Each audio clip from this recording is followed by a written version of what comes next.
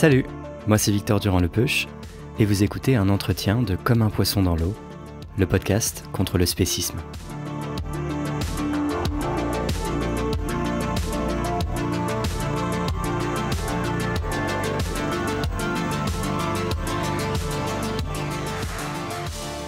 Une des façons d'analyser le spécisme est de décrire l'idéologie spéciste, qui en est une dimension. Une idéologie, c'est un système d'idées. Mais au final, quand on le décompose, ce n'est rien d'autre qu'un ensemble de croyances, qui peuvent chacune être vraies ou bien fausses. Et pour former le système d'idées, elles sont tout de même censées avoir une relative cohérence entre elles. Dans Comme un poisson dans l'eau, on s'efforce de décortiquer ce système d'idées spécistes, de voir quelles sont les croyances qui le fondent, et quelles pratiques ces croyances sont censées venir justifier. On a vu, dans les 2 derniers épisodes, comment le langage véhicule implicitement, par les mots qu'on utilise, certaines idées. Par exemple, la séparation ou la césure entre les humains et tous les autres animaux, et la supériorité des humains. Et bien aujourd'hui, on examine une autre de ces croyances. L'idée qu'il est nécessaire de manger des animaux pour être en bonne santé. Cette idée-là est vraiment centrale dans le système spéciste, car c'est elle, articulée à d'autres, qui est souvent mobilisée pour tenter de justifier la mise à mort de milliards de non-humains chaque année pour la consommation humaine. Cette croyance, on va la passer à la loupe avec Sébastien Demange, qui est médecin généraliste avec des formations complémentaires en nutrition. Il a fait une thèse sur la relation médecin-patient au regard du végétarisme. Il fait partie du conseil scientifique de l'ONAV, l'Observatoire national de l'alimentation végétale, dont on parlera dans l'épisode, et donne des cours dans le tout nouveau diplôme universitaire Alimentation végétarienne, proposé par la faculté de médecine de Sorbonne Université.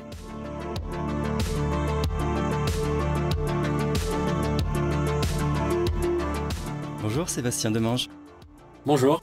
Alors est-ce qu'on pourrait commencer simple en définissant juste les termes qui nous intéressent, c'est-à-dire qu'est-ce que c'est le végétarisme et qu'est-ce que c'est le végétalisme? Alors, si on parle de végétarisme et de végétalisme, on parle principalement donc d'alimentation, c'est des termes alimentaires. Le végétarisme, alors on a une tendance à le définir par l'exclusion, c'est-à-dire par ce que ne mangent pas les personnes.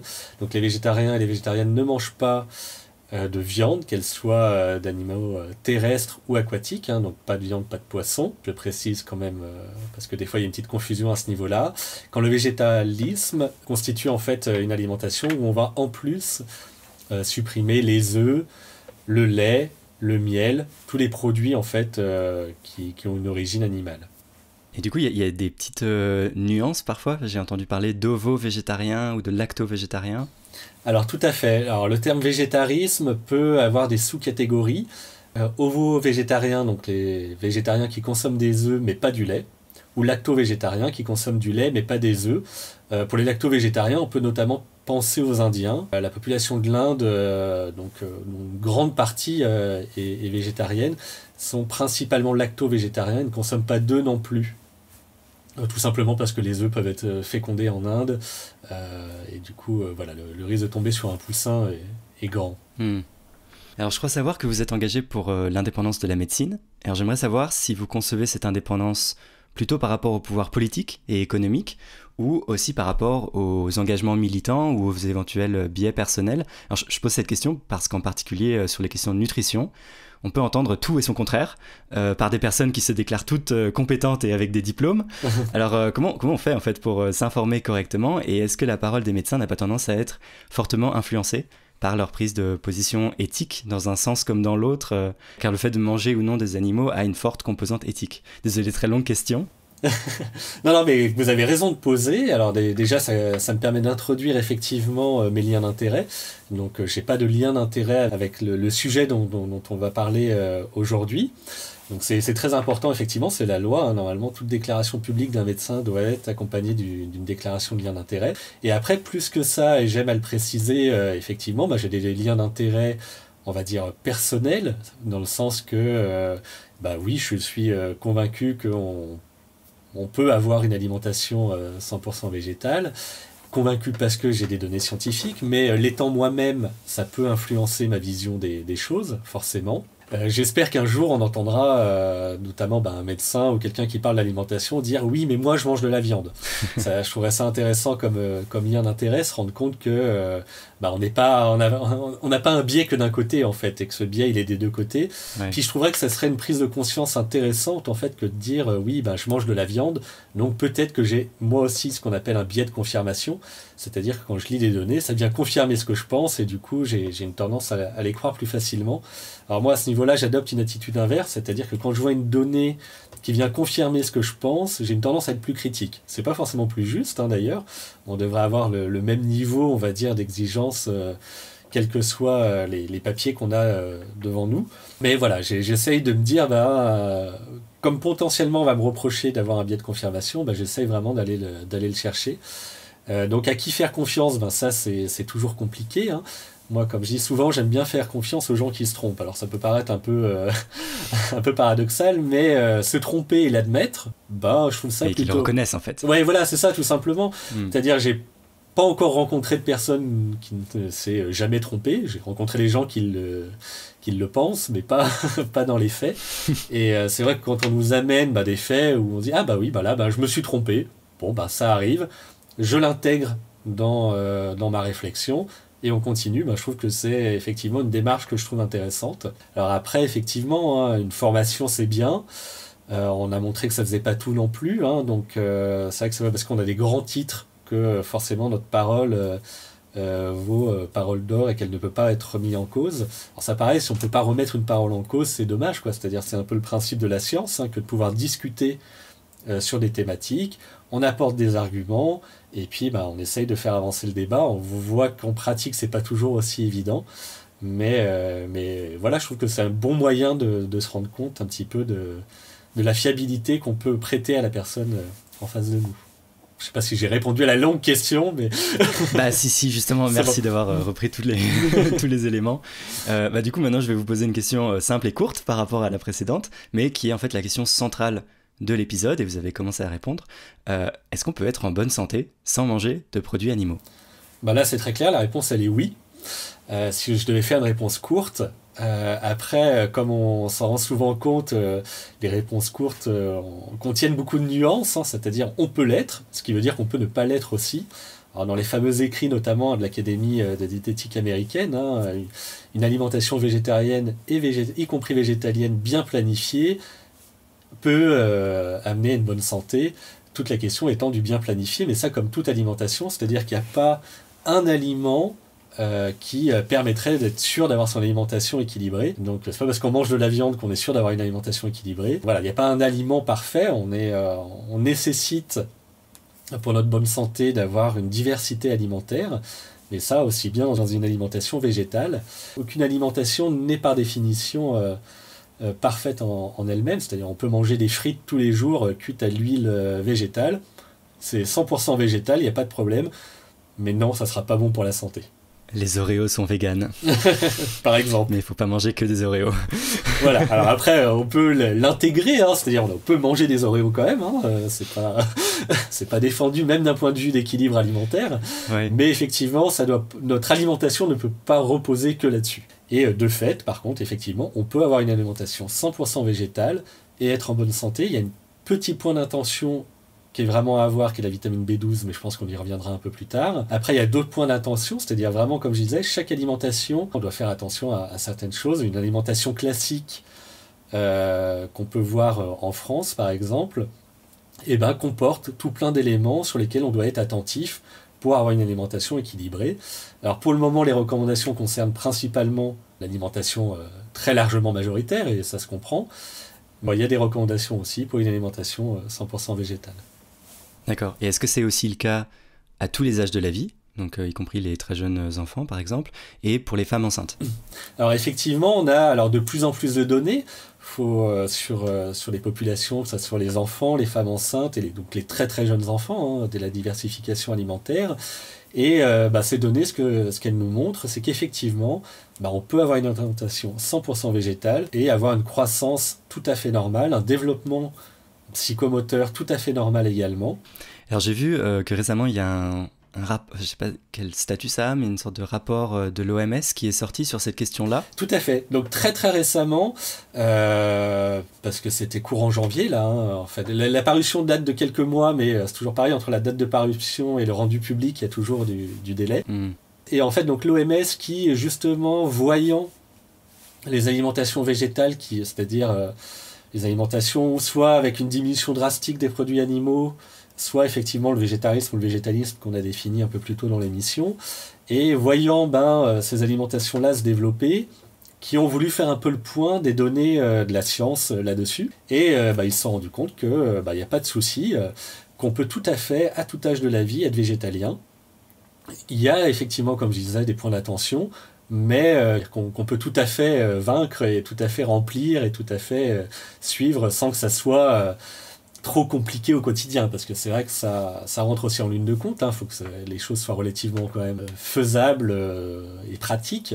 Et alors ce qui est intéressant, c'est qu'ils ont même tablé en fait sur une vision de la santé un peu plus large que la santé individuelle, et de dire même qu'une alimentation 100% végétale, il y a des intérêts au niveau environnemental, et très probablement aussi des intérêts au niveau économique, parce que les gens tombant moins malades, il y a moins de frais de santé, parce qu'il faut quand même considérer, et ça l'OMS alerte depuis des décennies maintenant, sur une épidémie de maladies qui est ce qu'on appelle non transmissible, hein, c'est-à-dire il n'y a pas un agent viral comme on peut le voir actuellement avec le Covid par exemple, mais qui est vraiment due à notre mode de vie en Occident, et qui montre une montée des maladies cardiovasculaires en tête, du diabète de type 2 et de certains cancers.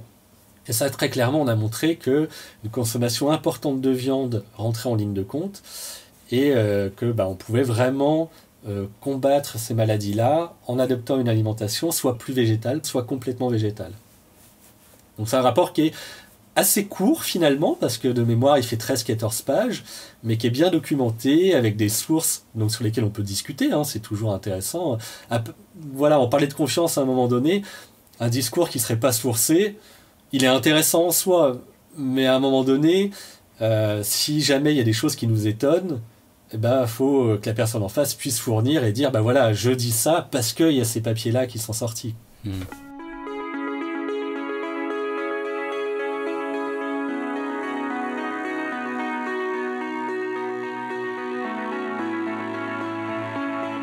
Alors venons-en aux questions qui fâchent et aux questions un peu plus difficiles d'un régime végétalien. Les carences. Est-ce qu'on a des risques d'être carencé ? Alors vous l'avez déjà évoqué, ce qui revient tout de suite dans le débat quand on parle de végétalisme, c'est la question de la vitamine B12. Tout à fait. Est-ce qu'il faut se supplémenter quand on a un régime végétalien en vitamine B12 ? Oui, alors même avant en fait, c'est-à-dire même les végétariens et même les personnes flexitariennes qui auraient moins de la moitié des repas contenant des produits d'origine animale ont besoin de se supplémenter en vitamine B12. Alors au départ plus, on va dire, un principe un peu de précaution, mais dès le végétarisme, là on est sûr qu'il faut se complémenter. Ce qui est important de comprendre, c'est que de un, c'est une complémentation qui est sûre, c'est-à-dire il n'y a pas de surdosage connu en tout cas, et on est monté assez haut dans les doses pour en être convaincu. Donc déjà, il n'y a pas de risque à se supplémenter, donc ça nous permet d'être un peu plus libre et de dire non, mais dès qu'on diminue, on y va, quoi. Parce que le problème, c'est que c'est une carence qui peut mettre plus ou moins de temps à arriver, donc on va pas forcément faire le lien de cause à effet, de se dire tiens, j'ai arrêté là, par exemple, mais je déclenche des signes cliniques 2 ans plus tard, 3 ans plus tard, quoi. Voilà, on va pas forcément partir là-dessus tout de suite. Et en plus des signes qui peuvent être très variables et pas forcément spécifiques. Ça peut être des fourmillements dans la main, ça peut être des choses un petit peu comme ça. Mais surtout, le problème, c'est que ces signes cliniques, ils sont pas forcément réversibles. C'est-à-dire qu'au moment où on reprend de la vitamine B12, on peut pas garantir que ça va rentrer dans l'ordre. Donc quand on voit les problèmes que ça peut causer, que la solution finalement, elle est pas risquée, et en plus qu'elle n'est pas très coûteuse, c'est-à-dire actuellement une complémentation en vitamine B12, ça peut revenir à 2 € l'année. Donc ça apparaît pas non plus un investissement très très compliqué, même si j'entends, ça coûte quand même un peu, mais bon, les produits d'origine animale ont tendance à coûter cher aussi, donc souvent on s'y retrouve quand même au niveau économique. Ça pareil, on a des études là-dessus pour montrer que ça coûte quand même moins cher. Et du coup vraiment on insiste, oui, il faut se supplémenter en vitamine B12. Pour au moins là-dedans. Après, il y a des points d'attention un peu particuliers. Et qui, par exemple, l'iode. Alors, tout simplement parce que dans une alimentation végétalienne, l'iode, on peut en trouver que dans les algues, en quantité suffisante. Parce que, par exemple, le sel est, en France en tout cas, beaucoup de sels sont supplémentés en iode pour éviter effectivement la carence qui était à un moment donné très fréquente dans la population. Donc même pour un régime omnivore, en fait, beaucoup de gens étaient déjà carencés en iode. C'est ça. Alors, notamment, c'est l'expression qu'on utilise, les crétins des Alpes. Le crétinisme, en fait, c'est une maladie qui est due à une carence en iode. Et les populations qui vivaient dans les Alpes, donc loin de la mer, et qui n'avaient pas accès à des produits de la mer, développaient une hypothyroïdie. Et du coup, le crétinisme vient de là. Donc, on a supplémenté le sel, mais pas de manière suffisante. Il faudrait manger plus de 8 grammes de sel pour avoir l'iode dont on a besoin. Et là, les cardiologues... non, voilà. C'est vraiment pas recommandé. Donc voilà. Donc on s'est rendu compte que le premier apport en fait, de l'iode dans la population française actuellement, c'est les produits laitiers. Alors pour une raison un petit peu particulière. Alors les produits laitiers, déjà, il y a quand même de l'iode dedans, de manière naturelle, on va dire, entre guillemets. C'est un mot que j'aime pas beaucoup, mais voilà, il y a quand même de l'iode dedans. Mais en fait, ce qui se trouve, c'est que le pis des vaches, le matériel de traite et et quand les vaches se blessent, tout ça se nettoyait avec des produits iodés. L'iode contenu dans ces produits-là diffuse dans le lait, et du coup, on se retrouve avec du lait qui contient beaucoup d'iode. Ah, d'accord. Donc voilà, donc, dès qu'on arrête les produits laitiers, ça devient déjà plus problématique. Et les algues, après, alors déjà les algues, on déconseille d'en donner avant 3 ans, parce qu'il y a une forte teneur en iode, et du coup, ça pourrait être compliqué. Et après, faut aimer, tout simplement. Tout le monde n'aime pas forcément les algues. Alors, il y a des petites astuces quand même, parce qu'on peut cuire, par exemple, le riz, mettre des algues dedans et enlever l'algue à la fin, parce que l'eau de cuisson, en fait, aura absorbé l'iode et ça aura diffusé dans le riz. Mais ça devient un peu compliqué. Donc, c'est faisable, c'est pas impossible d'avoir de l'iode, mais on a une tendance à conseiller de se complémenter pour être sûr de la valeur absorbée. Donc ça, c'est les 2 points un peu spécifiques, et on voit pourquoi une alimentation finalement classique en France n'en a pas besoin, c'est qu'il y a déjà une supplémentation qui est comprise, on va dire, dans le packaging, c'est-à-dire qu'on a actuellement des mesures sanitaires de santé publique qui sont prises au vu de l'alimentation générale. On va trouver des yaourts, par exemple, enrichis en vitamine D, ou des choses comme ça, parce qu'il y a une forte carence de vitamine D, alors ça concerne toute la population. Alors plutôt un fort déficit, la carence est plus rare, mais il y a quand même un déficit. Et du coup, en fait, tous ces éléments-là qui sont prévus pour une alimentation classique, sont pas prévus pour une alimentation végétalienne, parce que par exemple, un végétalien va pas manger de yaourt non plus. Donc on prévoit de le supplémenter en vitamine D un petit peu à son insu, entre guillemets, même si c'est marqué. Et de fait, lui, il va pas bénéficier en fait de ces mesures de santé publique. Et juste parce que c'est quelque chose qu'on nous dit souvent aussi, c'est le fer. Ouais. Et là, par contre, toutes les études le montrent. Il n'y a pas plus de carence en fer dans la population végétalienne que dans la population avec une alimentation classique qui comprend de la viande. Que le risque vraiment d'avoir un déficit en fer concerne les personnes qui ont des règles, qui du coup perdent du sang tous les mois, et de fait qui ont des besoins majorés en fer, mais ça concerne aussi bien les personnes végétaliennes que les personnes qui consomment de la viande. Ah, donc le fer, ça fait partie des grandes idées reçues, et quand on fait des études, on se rend compte que finalement ça se passe plutôt bien. Parce que moi j'avais entendu qu'il y avait 2 types de fer, l'un qu'on trouvait dans les produits animaux, surtout dans la viande, et l'autre qu'on pouvait trouver dans les légumineuses et les lentilles par exemple, mais qu'il n'était pas aussi bien assimilé quand le fer était d'origine végétale. Tout à fait. Alors ça c'est vrai, effectivement, le fer héminique, en fait c'est 2 voies d'absorption différentes. Donc le fer qu'on trouve dans la viande, qui est lié à l'hème, donc à l'hémoglobine, du fer héminique, lui est mieux absorbé parce qu'il n'est pas régulé en fait. Mais on pense que c'est pas forcément mieux. Il y a quand même plusieurs études qui montrent que, notamment en quantité un peu importante, ça peut avoir un effet délétère, notamment sur les intestins. Et à côté, donc, du fer non héminique, qui est contenu donc, dans les végétaux, mais aussi dans la viande. Il faut savoir que dans la viande, il y a 1 tiers de fer héminique, 2 tiers de fer non héminique. C'est pas non plus du concentré de fer héminique. Et ce fer-là, qui lui est régulé, et notamment qui est mieux absorbé quand on a de la vitamine C. qui est consommé en même temps dans le repas. Et il se trouve que là, pour le coup, une alimentation végétalienne, de fait, comme il y a plus de fruits et légumes, généralement, quand même, dans ce qu'on observe, il y a plus de vitamine C, donc du coup, on a une tendance à mieux absorber le fer non héminique. Ah d'accord, ouais, donc ça compense en fait. Alors pas totalement, c'est-à-dire que le fer est quand même un peu moins bien absorbé, mais on en consomme déjà en plus grande quantité, et il est un peu mieux absorbé parce qu'on consomme plus de vitamine C. Et alors, j'avais une autre vitamine, enfin, je sais pas si c'est une vitamine, mais le calcium, vu qu'on les végétaliens ne consomment pas de produits laitiers non plus. Alors le calcium, effectivement, c'est vrai qu'on a tous entendu les lobbies marchent fort là-dessus, les produits laitiers, nos amis pour la vie, quoi. C'est des choses... des fois, ça me quoi, c'est ce qui est assez incroyable, parce que ça fait des années que j'ai pas regardé la télévision, j'ai encore des spots comme ça, publicitaires en tête. Moi aussi, je l'ai encore en tête. Les produits laitiers sont nos amis pour la vie. Et en fait, on s'est rendu compte que, notamment au niveau du calcium, ça reste un produit intéressant au niveau du calcium, si on parle en termes de nutrition, mais qu'on peut en trouver tout à fait ailleurs. Et il y a des produits végétaux qui contiennent plus de calcium ou moins de calcium que les produits laitiers. Calcium qui peut être moins bien absorbé que les produits laitiers ou mieux absorbé pour certains. Et du coup, on considère qu'en moyenne, le calcium végétal va être aussi bien absorbé que le calcium contenu dans les produits laitiers. Néanmoins, ce que montrent les études, c'est qu'il y a quand même certains végétaliens et certaines végétaliennes qui ne consomment pas assez de calcium. C'est-à-dire on a ce qu'on appelle un écart type important. C'est-à-dire qu'en moyenne, les végétaliens consomment suffisamment de calcium. Mais si on regarde dans le détail, il y a des gens qui en consomment beaucoup et d'autres qui en consomment moins.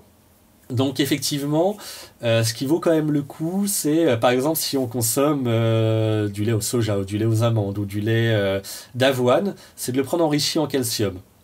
Quand ils sont enrichis en calcium, c'est avec une algue, le lithotame, et il se trouve que ce calcium-là est aussi bien absorbé que le calcium des produits laitiers animaux. Et donc, un verre de lait d'avoine enrichi en calcium équivaut à un verre de lait de vache en calcium. Voilà, donc ça peut être intéressant, faut pas être trop axé sur le calcium, mais quand on a le choix entre deux produits, je pense au lait notamment, prendre plutôt celui qui est enrichi, c'est quand même une bonne habitude à avoir. D'accord. Et alors, dernier élément que j'avais en tête, mais c'est souvent un de ceux qui est le plus souvent mis en avant pour parfois critiquer ou s'inquiéter d'un régime végétalien, c'est les protéines. Est-ce que les végétaliens peuvent trouver des protéines dans les plantes ? Heureusement. Oui, tout à fait. C'est vrai que c'est, comme je dis souvent, moi, c'est un sujet au début où j'ai commencé à parler du végétarisme, du végétalisme. Première conférence, j'en ai même pas parlé du tout. Tellement je trouvais que c'était un non-sujet en fait, à force d'avoir lu des études dessus.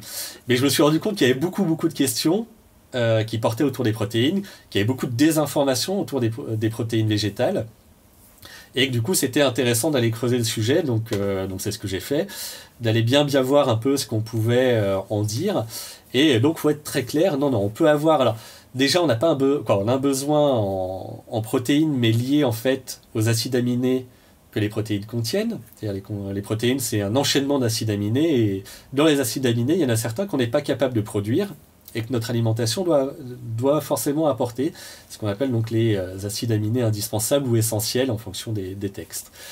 Et qui sont contenus dans tous les végétaux, et on avait à un moment donné une tendance à dire oui, mais il y en a un peu moins.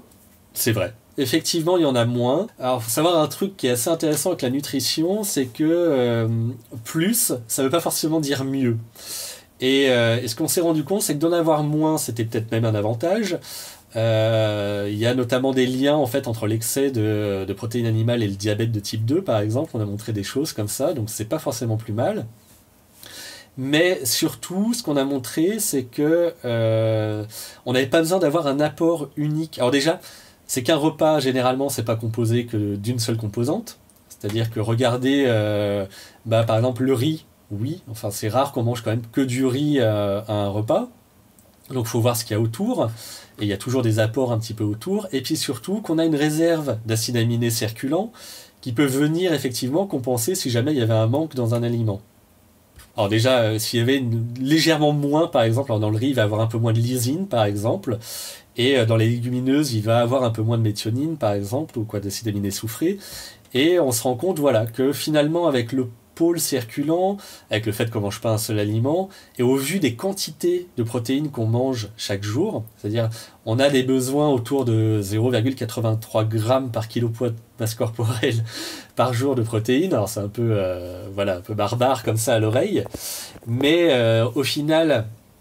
même les végétaliens en France, on est plutôt autour de 1,2 g, donc on est bien au-dessus quand même des recommandations, et ça fait que c'est vraiment pas un sujet d'inquiétude, et c'est une donnée qui est complètement obsolète que de parler des protéines complètes par exemple ou incomplètes. Il y a un très bon papier là-dessus du professeur Mariotti, qui est président du comité expert nutrition de l'ANSES, et qui montre bien que au vu de nos quantités de protéines consommées, à partir du moment, alors ce qui est quand même important à signaler, c'est d'avoir quand même une alimentation diversifiée, c'est-à-dire encore une fois pour revenir sur les frites, si on mangeait des frites tous les jours, il y a un moment donné, ça poserait des problèmes, mais pas que sur les protéines en fait.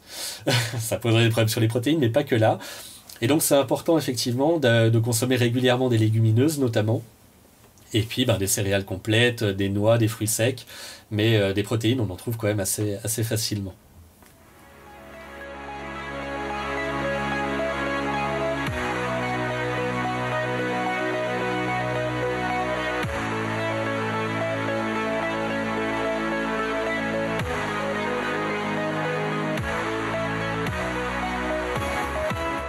Je n'ai pas les chiffres précis, mais je crois qu'il y a une très forte proportion des personnes qui essayent de devenir végétariennes ou végétaliennes qui n'arrivent pas à tenir sur le long terme et qui finissent par recommencer à manger de la viande. Alors comment est-ce que vous expliquez cela et quels conseils est-ce que vous pourriez donner à quelqu'un ou quelqu'une qui essaye de changer son alimentation pour que ce soit pérenne ? Alors il y a plusieurs choses, effectivement. J'ai pas non plus les chiffres exacts en tête, et puis c'est compliqué à avoir une donnée, on va dire, chiffrée là-dessus. Mais on peut le constater. Alors déjà, il y a le premier point qui est la pression sociale. C'est-à-dire, effectivement, quand on change son alimentation et qu'à longueur de journée, parce qu'il faut quand même se rendre compte que ça peut être des fois à longueur de journée, on vient nous taper sur notre alimentation en disant qu'on va être carencé, qu'on va être moins en forme, ça finit par être pesant. Que, encore une fois, la société n'est pas forcément adaptée, et par exemple quand on va au restaurant et qu'il n'y a pas d'option pour qu'on puisse manger, de devoir interpeller le serveur ou la serveuse, de lui dire là, est-ce que vous pouvez me faire... c'est pas évident, c'est pas toujours facile, des fois on aimerait bien que ça se passe quand même de manière plus fluide. Donc il y a ces éléments-là.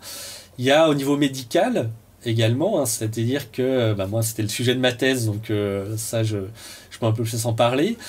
Qui est qu'effectivement, quand on dit à son médecin qu'on est devenu végétarien ou végétalien et que au moindre symptôme, il nous dit vous avez qu'à manger de la viande, ça ira mieux.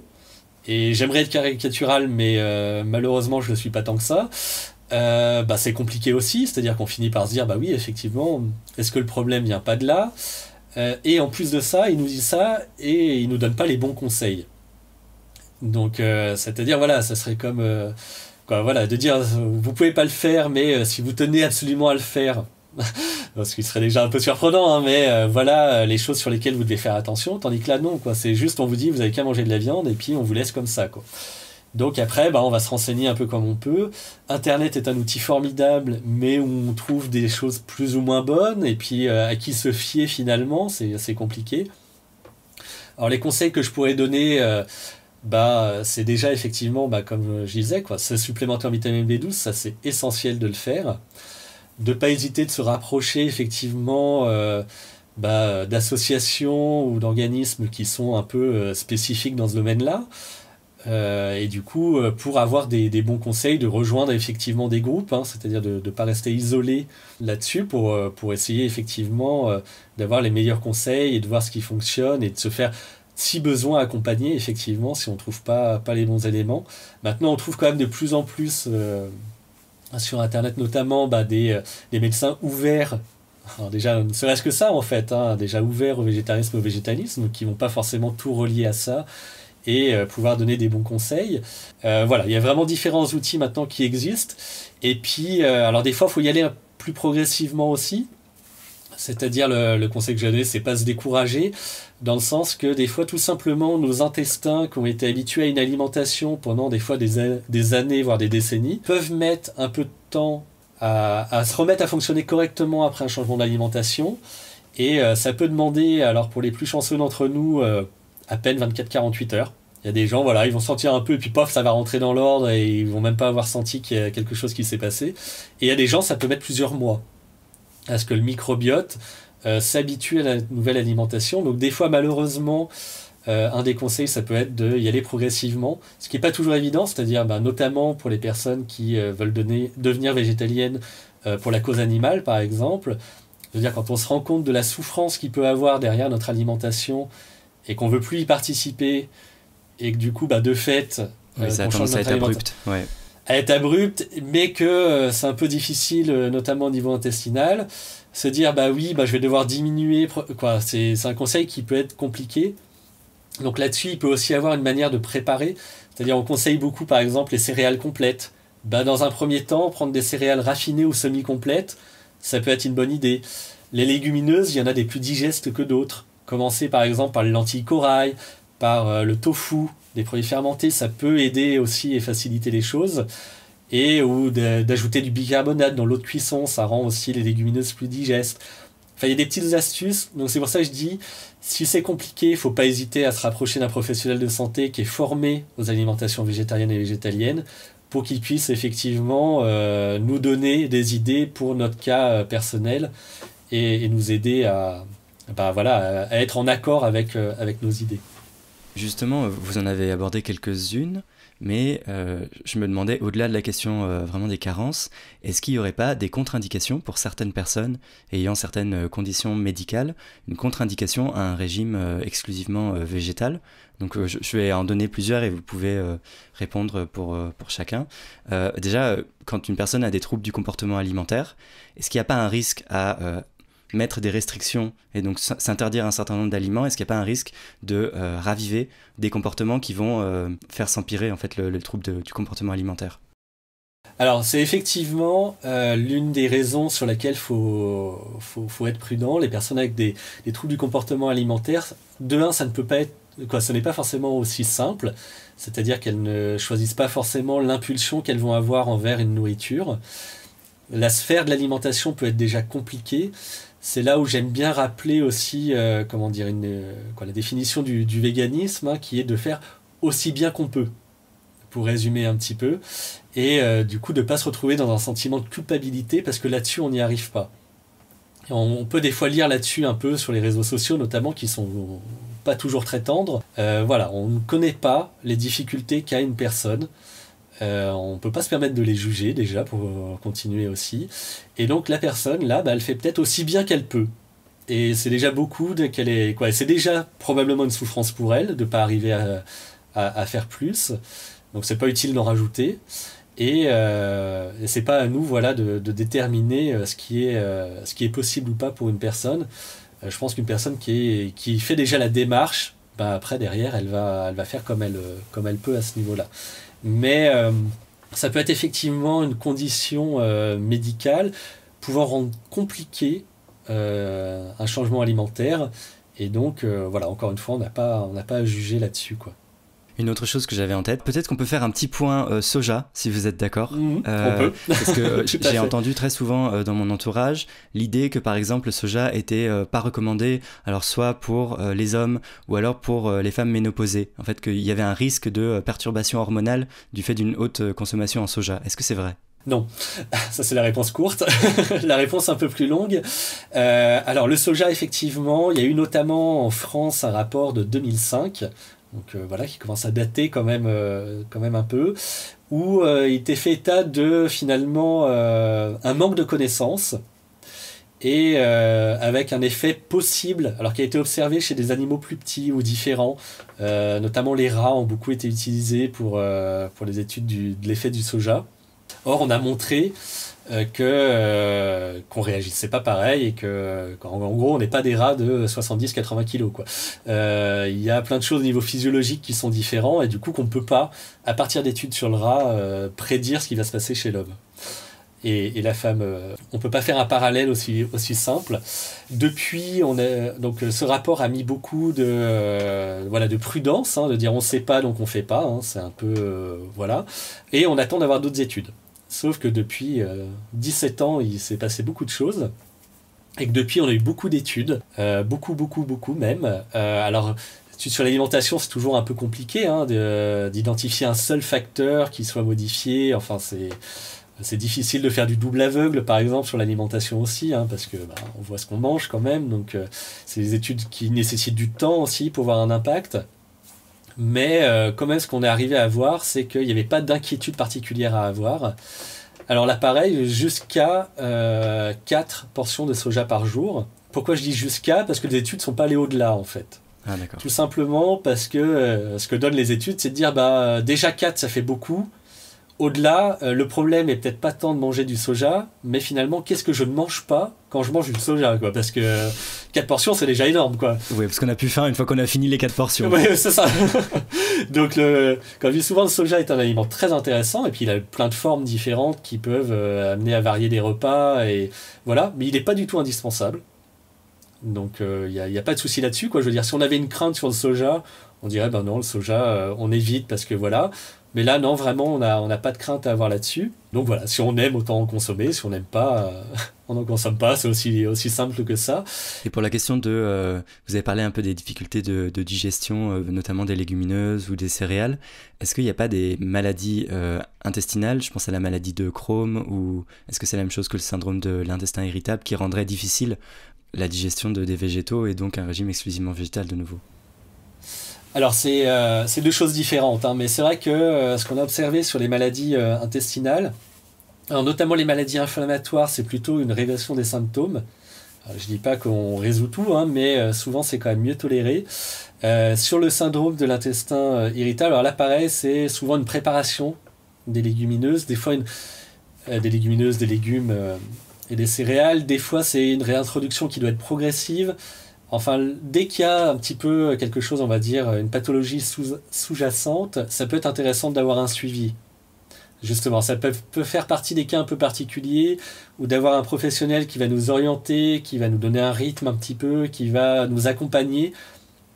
Ça peut être intéressant, effectivement, pour... Encore une fois, c'est vrai que ça peut être un changement important pour les intestins, et des fois, faut que ça s'accompagne un petit peu, quoi.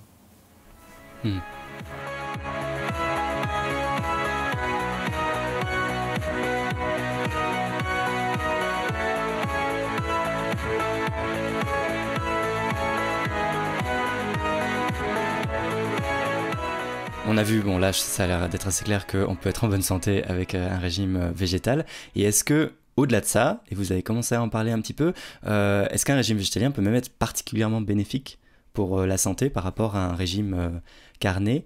Et moi j'ai un peu peur qu'il y ait le risque, par exemple, que face aux accusations répétées justement de carence, de manque de protéines, il y ait peut-être une tendance à surcompenser et à peut-être du coup survendre les bienfaits d'un régime végétal. Alors c'est là où il faut toujours être effectivement prudent. Comme je dis souvent, ça ne va pas résoudre tous les problèmes de santé. Ce qu'on peut dire, et les études pour ça c'est intéressant, mais ça montre aussi des limites, parce qu'en fait finalement dans les études on étudie quoi? Des moyennes. C'est-à-dire que ce qu'on peut dire actuellement, c'est que la moyenne des végétaliens a une alimentation qui font qu'ils sont moins atteints de maladies, de pathologies cardiovasculaires, de diabète de type 2 ou de certains cancers, par rapport à la moyenne de la population occidentale, ayant une alimentation, là encore, moyenne, mais avec des grandes différences, par exemple. Je vais prendre en France. En France, il y a quand même une bonne partie, autour de 20%, qui vont consommer énormément de viande. C'est-à-dire qu'en moyenne, les gens ne consomment environ 300 grammes de viande par semaine, de viande rouge, j'entends, pardon. Les recommandations étant de ne pas dépasser 500. Mais cette moyenne-là relève en fait des grandes disparités entre ceux qui en consomment beaucoup et qui dépassent donc les 500 recommandés et ceux qui en consomment moins. Donc on voit bien, pareil, les études, la population végétalienne reste une population malgré tout assez faible en termes de pourcentage. Donc ce qui est intéressant de suivre, ça va être l'évolution. Si jamais effectivement, dans les années qui viennent, je ne sais pas, mettons-nous à rêver, 1 ou 2 ans, il y a 20% de la population qui est végétalienne, ce qui serait... voilà, mais imaginons. Et là, ça sera intéressant de voir, effectivement, les comparaisons ne seront plus les mêmes. À l'heure actuelle, il faut bien aussi se rendre compte que souvent, les végétariens, les végétaliens, ce sont des gens qui se sont intéressés à leur alimentation. Comme je dis souvent, on ne devient pas végétarien ou végétalien par hasard. Je veux dire, il y a quelque chose qui a fait que, et comme on n'est pas très bien accompagné, c'est-à-dire que, comme je disais au départ, tout est fait en fait pour la population majoritaire, et du coup, quand on rentre plus dans cette case-là, on est un peu obligé de chercher par nous-mêmes, et du coup, on augmente notre connaissance en alimentation. Et ce qu'on a observé, c'est que quand notre connaissance augmente, on mange mieux. Ah oui, donc en fait, on dit tellement souvent aux végétaliens que c'est risqué, qu'ils vont avoir des carences. En fait, ils sont finalement mieux informés que la moyenne parce qu'ils vont vérifier et ils font attention d'avoir une bonne... Voilà. Souvent, ils sont D'accord. mieux informés. Après, il y a souvent aussi des biais de confusion auxquels il faut faire attention. C'est des fois une population qui est plus active, qui fume moins. Il y a des biais comme ça qui peuvent rentrer en ligne de compte. Toujours est-il qu'il y a quand même deux grands messages qui émergent. La première, c'est qu'une diminution drastique de notre consommation de viande est accompagnée d'une amélioration sur la santé.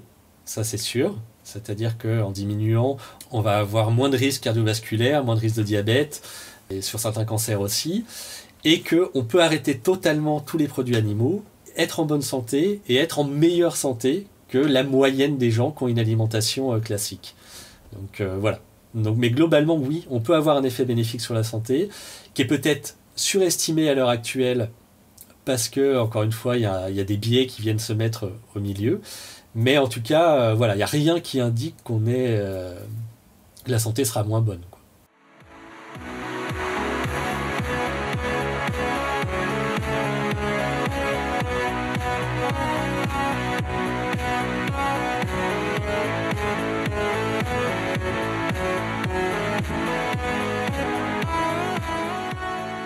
Alors j'aimerais passer à des questions un peu plus collectives. Et notamment, une des sources importantes d'information pour être informé correctement sur les questions de nutrition, c'est, vous l'avez dit, en général, de s'adresser à notre médecin traitant et plus largement à l'institution médicale. Mais cela suppose que les médecins soient eux-mêmes bien informés sur ces sujets, ce qui n'est, je crois, pas systématiquement le cas. Alors, vous le disiez, vous vous êtes penché sur cette question dans votre thèse, sur la relation médecin-patient au regard du végétarisme. Est-ce que vous pouvez parler un peu plus de ce que vous avez pu observer dans votre travail de recherche ? Oui. Alors effectivement, faut savoir que on est formé à la nutrition, mais finalement le volume horaire est pas très très important.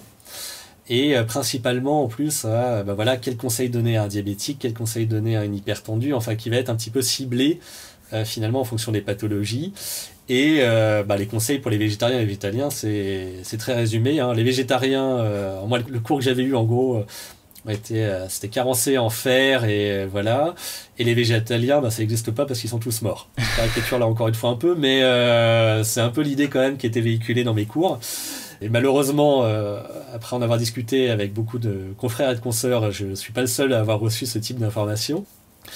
Donc on voit qu'il y a quand même effectivement là, une carence d'information des médecins sur les populations végétariennes et végétaliennes. Donc moi, mon travail de thèse, où il y avait environ 1500 personnes, et que j'ai interrogé à savoir comment ça se passait avec leur médecin traitant. Et il y en a déjà toute une partie, c'est-à-dire un tiers, qui ne le disait pas leur médecin traitant, parce que quand il l'avait déjà abordé dans le passé, ça s'était mal passé, donc il ne voulait pas renouveler la mauvaise expérience. De dire qu'il ou elle était végétarien ou végétalien, c'est ça ? C'est ça, ouais. Qui ne parlaient pas de leur alimentation du tout. Je me suis intéressé à ceux qui le disaient et à la réaction qu'ils ont perçue en face. Et là encore, il y a environ un tiers qui ont perçu soit une mauvaise réaction en face, soit le conseil de manger de la viande. Donc c'est quand même assez important. Et surtout, ça c'est accompagné quand même, il faut bien s'en rendre compte, d'une rupture dans la relation thérapeutique. C'est-à-dire qu'après, c'est des gens qui vont hésiter à parler de leurs symptômes, parce qu'ils ont peur que leur médecin leur dise « Non, vous n'avez qu'à manger de la viande et ça ira mieux ». Qui vont arrêter leur traitement, ou qui vont... en gros, on voit bien que la relation est quand même complètement faussée et n'est plus satisfaisante pour permettre d'être bien accompagné. Donc ça, c'est vrai que c'est quand même un phénomène qui est assez important, qui a été réétudié depuis et qui continue. On continue de noter qu'il y a quand même un accompagnement qui est pas là, une acceptation, on va dire, de ces alimentations qui peinent effectivement à percer dans les milieux médicaux. Et donc vous avez participé au développement d'un outil qui permettrait de mieux informer les médecins sur cette question, c'est ça ? Alors, Alors j'y ai participé en étant effectivement interrogé par rapport à la thèse. Donc c'est le docteur Paco Magino qui a fait un outil qui est vraiment remarquable, donc qui est vgclick.com, qui est à la fois accessible pour les praticiens, praticiennes et les patients, les patientes, quoi, pour tout le monde. Donc avec plusieurs niveaux de lecture par moment, qui est toujours sourcé. Nous, en fait, au sein de l'ONAV, on s'occupe de s'assurer que le contenu soit aussi proche que possible des recommandations et de la littérature scientifique, et de permettre effectivement assez rapidement à un médecin, par exemple, qui ne saurait pas quoi répondre à une question qui serait posée par une patiente végétarienne ou végétalienne, voilà, en quelques clics, il a la réponse. Et il peut donner une réponse adaptée. Et pareil, si quelqu'un se dit, est-ce que j'ai besoin de vitamine B12 par exemple, ou quelle quantité, ou qu'est-ce que je peux prendre, et il peut avoir des informations qui sont fiables et de manière assez rapide. D'accord. Et alors, en remontant encore d'un échelon, les médecins eux-mêmes, leur information dépend beaucoup des recommandations d'institutions publiques, comme l'ANSES, donc c'est l'agence qui s'occupe de la sécurité sanitaire de l'alimentation. Et l'ANSES publie régulièrement ce qu'on appelle le Programme National Nutrition Santé, le PNNS. Est-ce que vous pouvez expliquer ce que c'est et comment ce PNNS est produit ? Oui. Alors le PNNS, effectivement, c'est ce qui va après devenir mangerbouger.fr, c'est-à-dire les grandes lignes de recommandations pour le tout public. Et en fait qui est établi en fonction en fait des recommandations de santé qui sont prises des fois au niveau des agences européennes, et en fonction en fait des études alimentaires, c'est-à-dire qu'il y a des grandes études alimentaires qui ont lieu en France tous les 7 ans, qui sont les études INCA. Là on a des INCA 3, INCA 4 devraient bientôt démarrer, et en fait où il y a un recueil de données sur la population française pour essayer de voir sur quoi on doit insister en termes de messages de santé publique, comme actuellement, par exemple, de favoriser les fibres. Donc si on prend le PNNS actuel, il est de dire qu'il faut augmenter les légumineuses, augmenter les céréales complètes, augmenter les fruits et légumes, diminuer la viande. Voilà, ça c'est des messages pour la population générale, et qui tiennent beaucoup compte effectivement des habitudes alimentaires. À un point par exemple que j'avais discuté avec les personnes de l'ANSES qui faisaient ces recommandations, on peut prendre l'exemple de la charcuterie. La charcuterie au niveau nutritionnel, ça n'apporte rien. Il n'y a aucun intérêt nutritionnel à manger de la charcuterie. Il n'empêche qu'on en consomme en France. Et donc du coup, pour pas dire faut pas en manger, ce qui serait un peu brutal et difficilement applicable, on donne faut pas dépasser 150 grammes par semaine. Ça qui sont des recommandations OMS aussi, pour des risques notamment du cancer du côlon. Voilà, donc ce qui est intéressant de constater, c'est que ces recommandations-là sont vraiment basées sur les habitudes alimentaires. Parce qu'une recommandation idéale, ce serait de ne pas manger de charcuterie en fait pour la santé. Voilà. Concrètement, oui.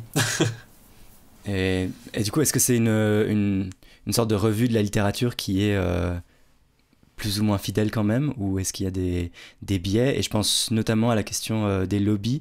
Quand on préparait l'épisode, vous aviez évoqué la question du cas du programme, de l'équivalent en fait au Canada qui avait été fait, mais sans les lobbies, et ça avait drastiquement changé les résultats des recommandations. Alors tout à fait. Alors ça c'est effectivement, il y a un gros travail sur les lobbies. On a vu un gros travail qui a été fait là notamment par Greenpeace récemment sur les lobbies de la viande.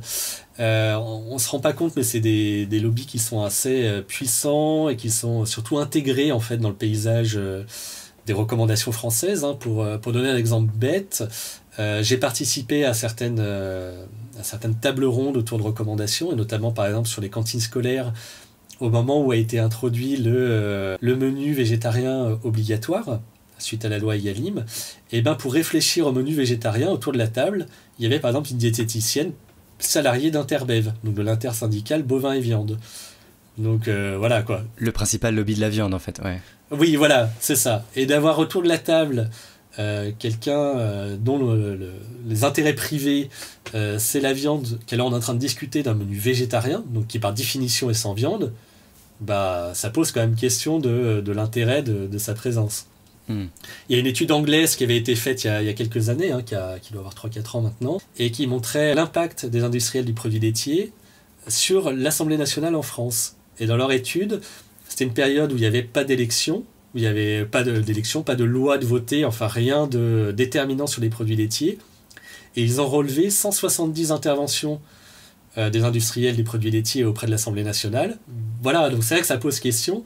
Et l'exemple que vous donniez est effectivement, je trouve, assez parlant. Le Canada, en 2019, a refait son guide alimentaire. Eux, ils ont pris le parti courageux, et je pense qu'il faut le dire parce qu'ils ont été beaucoup critiqués par ça, par les industriels, de faire leur guide en ne tenant pas compte des études financées par l'industrie. Et alors qu'avant, ils recommandaient 4 produits laitiers par jour, là, il n'y a plus de recommandations sur les produits laitiers, et il n'y a même plus de groupe à part produits laitiers. Et les produits laitiers ont intégré les produits riches en protéines, mais loin derrière les légumineuses qui sont beaucoup mises en avant, et ensuite la viande et compagnie. Donc on voit effectivement que l'impact de considérer les études financées par les industriels ou non peut donner sur les recommandations. Il faut savoir qu'à l'heure actuelle en France, par exemple, la loi oblige encore à un produit laitier, par exemple, dans les cantines scolaires. C'est quelque chose qui est encore discuté, voilà, mais on se rend compte qu'on n'est pas, voilà, on n'est pas encore au stade du Canada, et qu'il y a encore du travail. Et que... Alors maintenant, on voit quand même apparaître de plus en plus dans les recommandations, que ça soit de l'ANSES ou du Haut Conseil à la Santé publique, et pour les enfants, par exemple, qui ne voudraient pas consommer de produits laitiers ou qui ne donnent pas le goût, tout simplement, eh ben, on peut trouver du calcium dans tel et tel produit. Donc on sent qu'il y a quand même quelque chose qui est en train de se passer. Mais voilà, ça reste encore assez fragile et c'est vrai que ça, c'est une vraie difficulté aussi.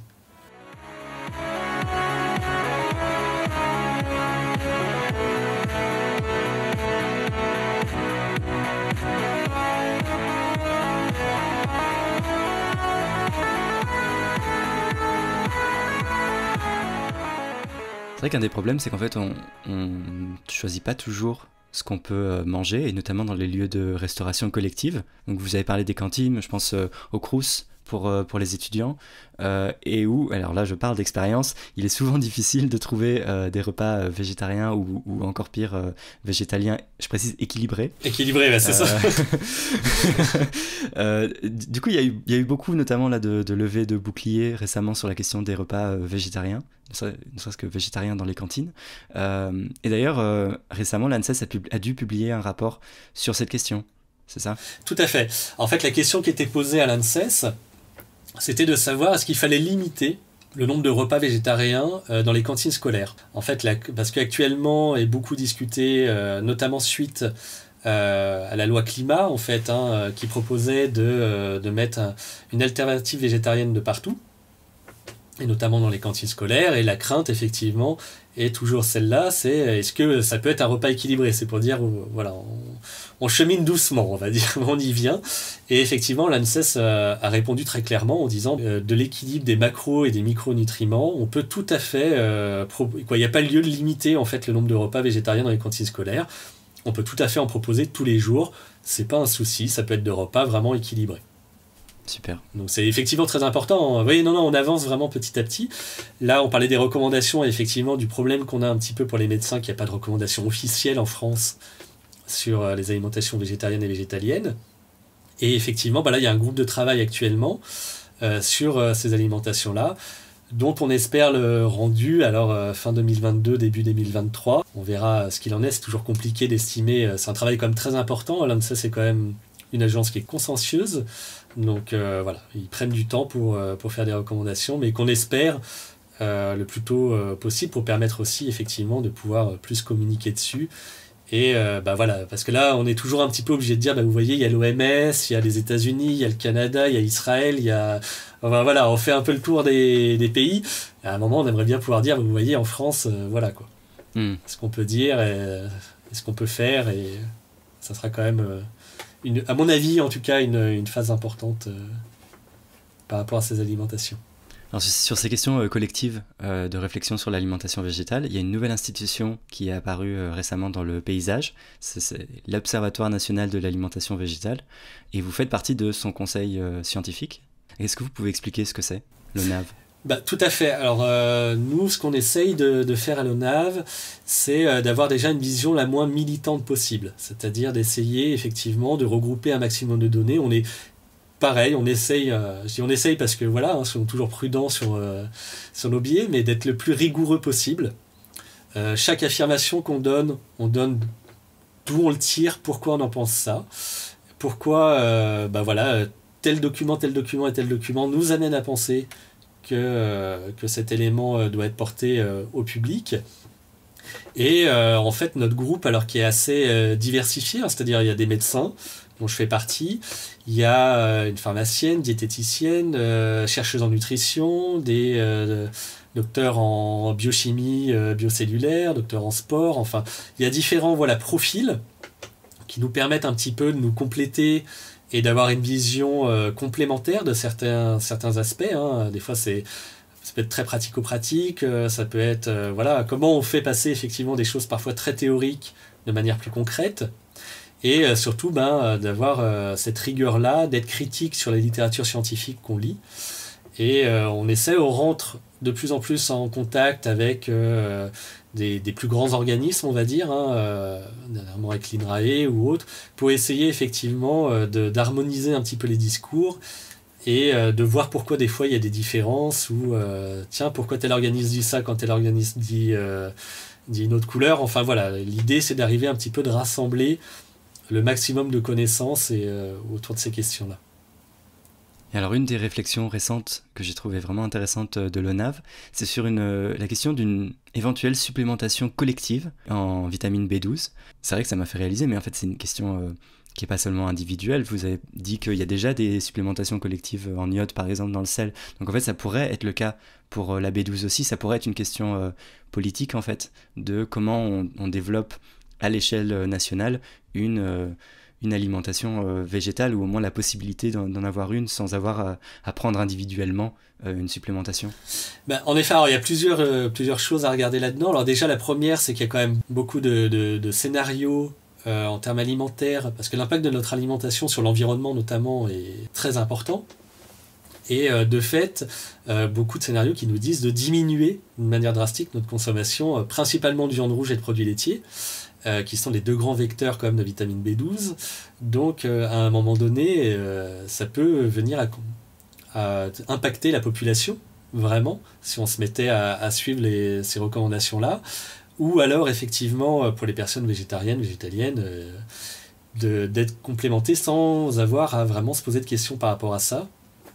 Et il y a une expérimentation qui avait été menée en plus en France au début des années 2000 sur un enrichissement des farines en vitamine B, et notamment B9, B12, et qui montrait qu'effectivement ça fonctionne plutôt bien. C'est-à-dire ça a déjà été testé, ça a déjà été on va dire prévalidé. On pourrait effectivement envisager ce type de supplémentation. Donc on s'est amusé entre guillemets un peu à calculer, mais combien il en faudrait, quelle quantité ça représente, et c'est finalement pas si énorme que ça, en sachant qu'il y a déjà une forte production de vitamine B12 de par le monde, notamment pour les animaux d'élevage, qui consomment aussi la vitamine B12.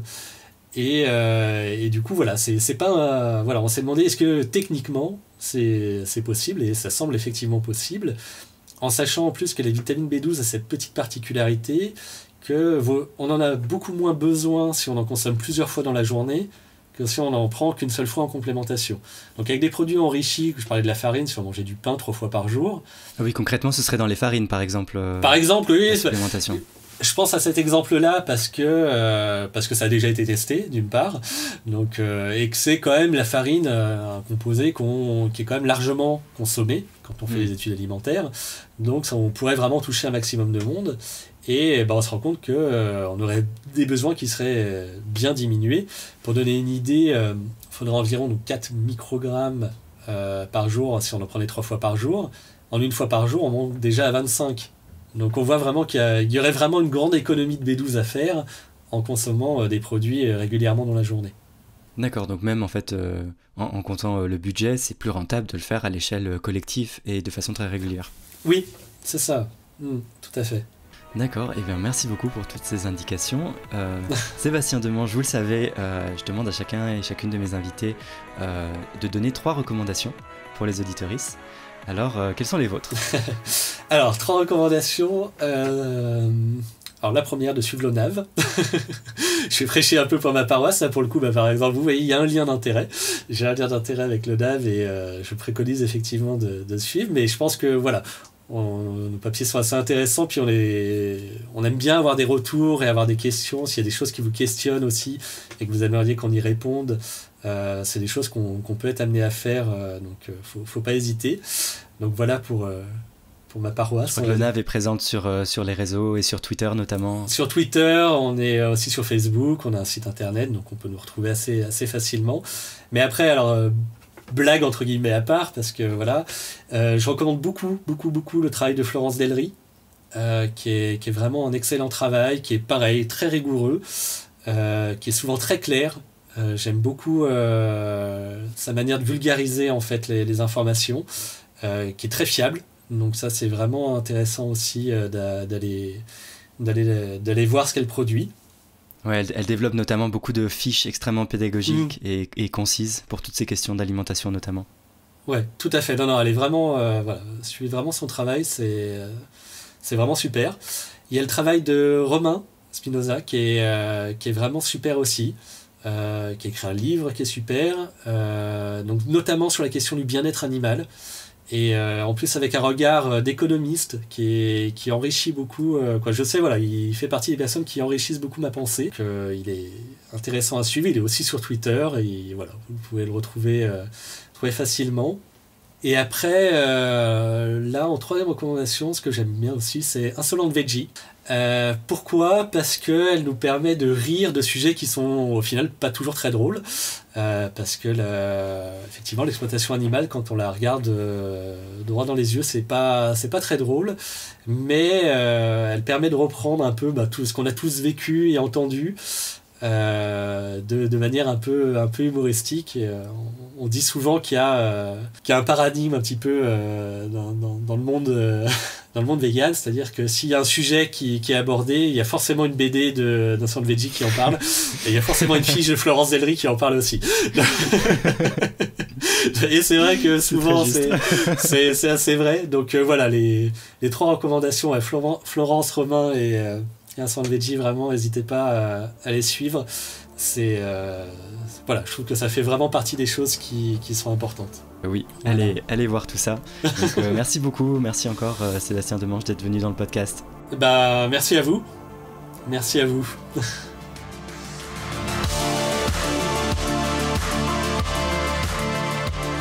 Bon, je crois qu'on peut le dire clairement. L'idée qu'on ne peut pas être en bonne santé sans manger d'animaux ou de produits d'origine animale est tout simplement fausse. Il n'y a donc aucune nécessité pour les humains de consommer des produits issus de l'exploitation d'autres animaux.